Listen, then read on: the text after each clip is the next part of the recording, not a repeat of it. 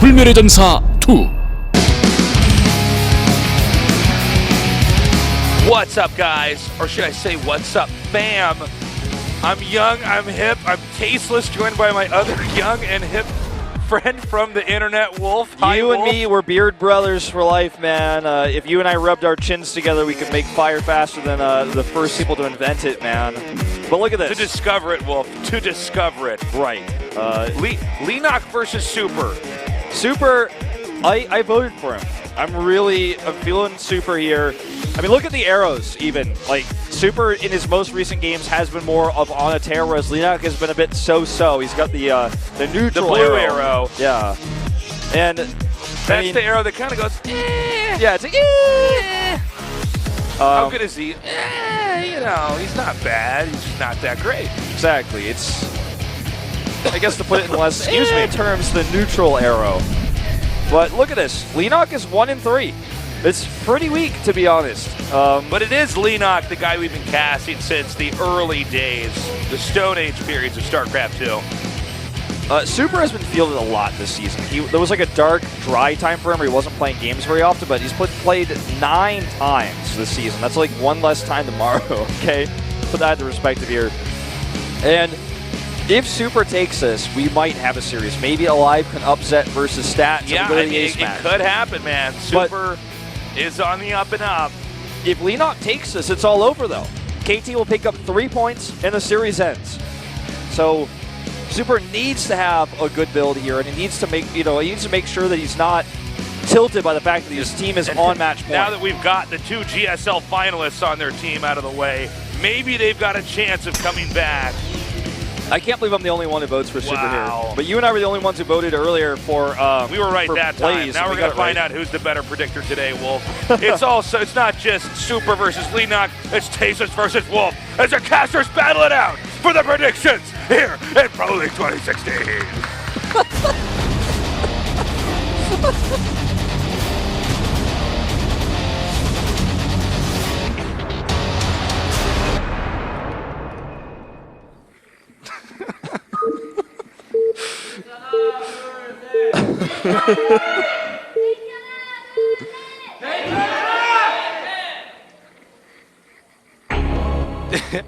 In the bottom left, our Protoss player, he is Super.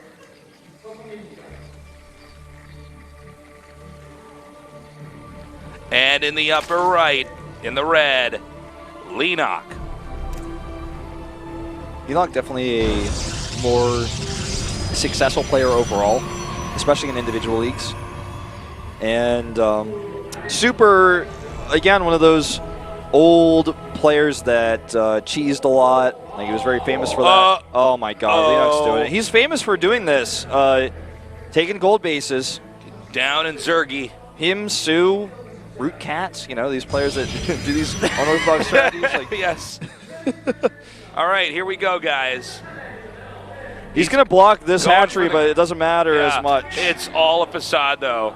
Super's like Mike Green Sword. He's like, you won't get this hatch down. Not on my watch. No way, bro. Back up. Walk away. He's like, wait, walk away. Why is the drone coming up into the base, though? I think that's going to tip him off a little bit. Dun, dun, dun. All right, so when you do this build, you're getting the gold minerals. You get this, pretty tremendous boost in income. And from there, you can put a lot of pressure on the Protoss's base. And the Protoss kind of dies or survives, but then does not have gold minerals and dies later. But let's see. I mean, this is something Protoss has been trying to work around for a long time. Yeah, this is not a cheese or even like an all-in. It's just kind of a different opening. It's become a standard opening that you can mix in, because even if this, gets shut down, you still mine a lot of money and you could transition really easily. And Super knows what's up. As soon as he saw the gas and no pool and he saw the drone come up, he instantly rallied his gateway to that location, as you guys could see. So his gateway's rallied straight to the hatchery. Then he checks it with his probe. He didn't even check the other gold base. He's like, no, this is the one. Like, he rallied his gateway there immediately. He can send adepts there right away with his first gateway as soon as that core is finished. And he has his own Nexus up. He did the same normal Gate Nexus core build that allows you to pressure. He's going to spend his Chrono on that adept. And obviously Leenock will have to make Lings to hold on to this base initially, but he's got a lot of extra money to do so. Ooh, this is interesting. A second gate, yeah. He's going to try to face this off head on, I think. So it's kind of a late gateway, but it's going to be useful for not only pressuring this, but also maybe defending the follow-up attack that Leenock uses his extra minerals for. Oh, and he's still mining gas, mind you. He already spent 100 on that Ling speed. And this is designed here to, oh yeah, make more Lings, don't make any drones. But in this position, you don't need as many drones to be fully saturated on a gold base. Yeah, that's very true. So I'm liking Leenock's position. He's also getting Overlord drop, basically with this Evolution Chamber. No doubt that's what that's for. He's also got an Overlord above the main base in position to do a drop.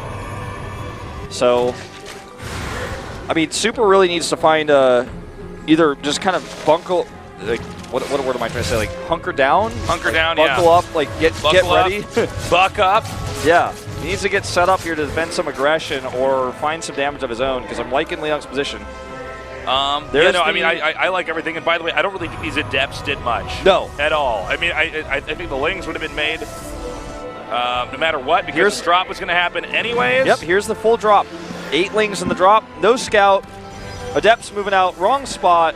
Going +1 already is Leenock. All Lings are out. Nothing at home. And...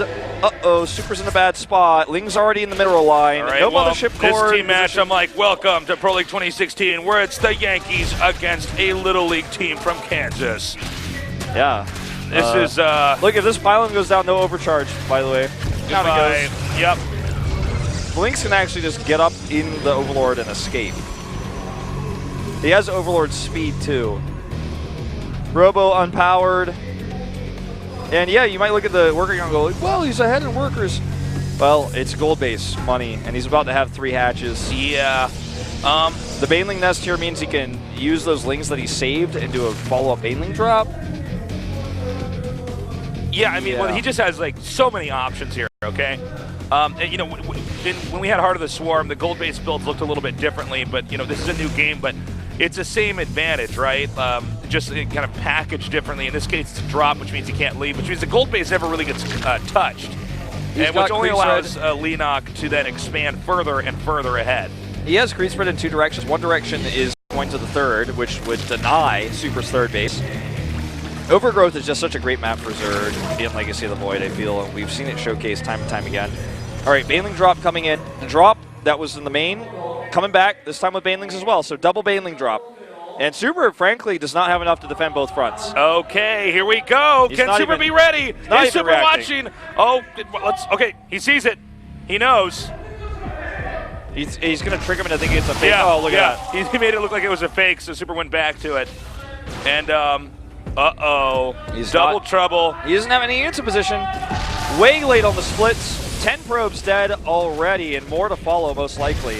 Yeah. I love that he has 2 Lings in here, because a Baneling won't one-shot a probe, but if you have 1 Ling nearby, like it can clean up the last of the hit points. Yeah, exactly. It's actually like a perfect drop. So he actually gets out with, he got out with both Overlords, right? Yes. Yeah, he did. Okay, and I see it now. Yeah, he's actually setting up to do like a Baneling Ling attack. And with the lair coming up, he can just get Baneling speed, like transfusing the Overlord. I'll need that drop later. Yeah. Not every day you get to see an Overlord get transfused, but I guess it's a special day here. He's just going to attack into Super, I think, and just drop Banelings over the force fields and just overwhelm him with Ling Bane. I think that's the plan here for Leenock, and I think it's going to be a smashing hit.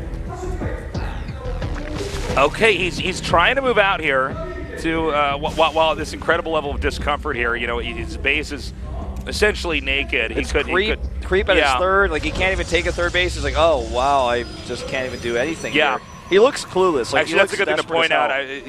He can't even expand if he wanted to there.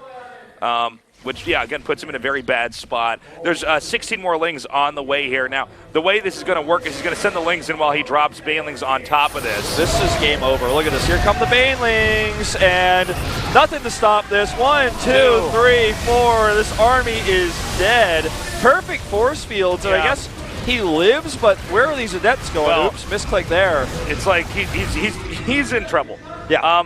There's more coming out here, but again, Leenock is delaying the expansion as he shoves Super back. Super, we will see a probe come up here. 15 Banelings, Baneling speed, just in case, if this doesn't work, if like a miracle happens and force fields can go in the sky and force field overlords out, he's got hydras for that. Okay? He's got force field balloons blocking the air. All right, let's see if like Super can do the Starcraft equivalent of walking on water and stop this next attack. Let's find out. Good force fields with the wall, but Baneling's in the sky, down link rain, and that is game over here. This is a really cool way he played the game. So this is going to be a 3-0 victory. GG. KT Roaster will take those 3 indicator points. Damn. Sorry, stats, you're not playing. Stats. Put your keyboard back in your stats, in your bag stats. We'll see you next week, stats. Sorry you didn't get to play your game stats, Leenock says. I'm just so good. He's like, oh, Bailey's blowing up. Oh, I love it. Starting to see some more personality this round here from some of these players. Nice. Well, KT wrecked him. There you go. Well, I mean, it wasn't a bad game out of Super. He just... No, I thought the strategy by Leenock was actually really cool. That was a treat to cast. He's doing what many Zergs have done in the past, but he took it to another level. Like, he's doing what Dark would do versus like a third base, like in the mid game, and he's doing it in the early game with the early Overlord drops. The harass is not the key here. The composition, though, and the extra minerals that allows him to have so many lings is the real story, because he's like, oh yeah, force field stop my lings, but they don't stop my Overlords. There's no force field of the sky. There's no force field bubble, as you said. And what are you going to do versus this? You don't have an economy. I actually like how you said he would have to do the equivalent of walking on water in StarCraft, which is true. I mean, that was like an almost impossible position that he's in. I mean, you have that traditional Protoss army, but they have way more than you, and tactically, there's just not really anything you can do to hold that off. Well, no big surprises here. KT Rolston will take it 3-0. Leenock showing a really awesome build. I had faith in Super, but Leenock just outplayed him hard. And we don't get to see that 4th match, unfortunately. Fortunately for KT, though, because KT needs these points bad. Now, I'm still, again, Jin Air, looking forward to the games next week. Plus 11, an unprecedented score. By the way, MVP over here at 3. Good on them. Yeah, and even with a 3-0, KT only, the best they can do is tie with Chicken Mara at this point. So, yeah, I mean, we'll see what happens next week. KT, you know, a team that you expect to see, they're kind of like a fixture, as you like to call it, in the playoffs. They still have to earn it, though. They haven't gained that yet. Zest is going to move up 2 spots. He's just 1 behind Maru with his win tonight, moving up to the 9-win club with Dark and Hero. And Deer also moves up as well to 5th place with tie to Sue. And TY as well will jump up to the top 7. Who do you think is going to be the MVP?